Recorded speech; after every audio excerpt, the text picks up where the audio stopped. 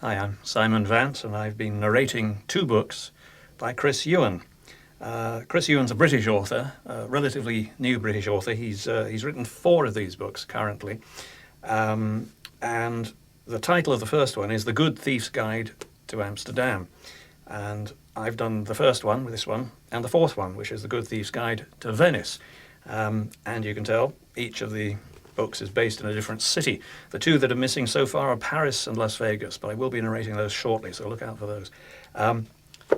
The story behind these, the main character is Charlie Howard, who is a gentleman thief in sort of the Cary Grant kind of style. And Charlie Howard is a writer himself, and he likes to write each novel in a different city, so he travels around the world. He begins the series in Amsterdam, starting writing a new book.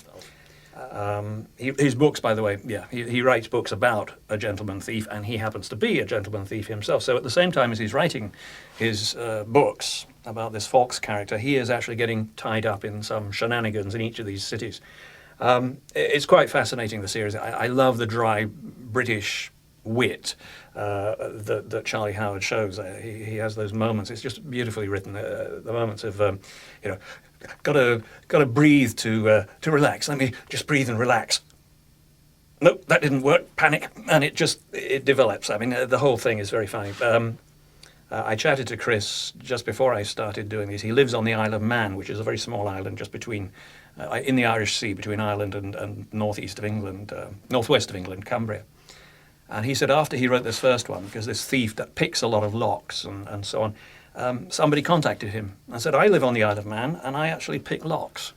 So Chris got to be invited over and spent some time being taught how to pick locks. And he said he was amazed at how easy it is. So if Chris Ewan ever writes a book about your town, I think you better make sure you got a few deadbolts on your door, although I think he'll find his way through those too. Fascinating series, as I say.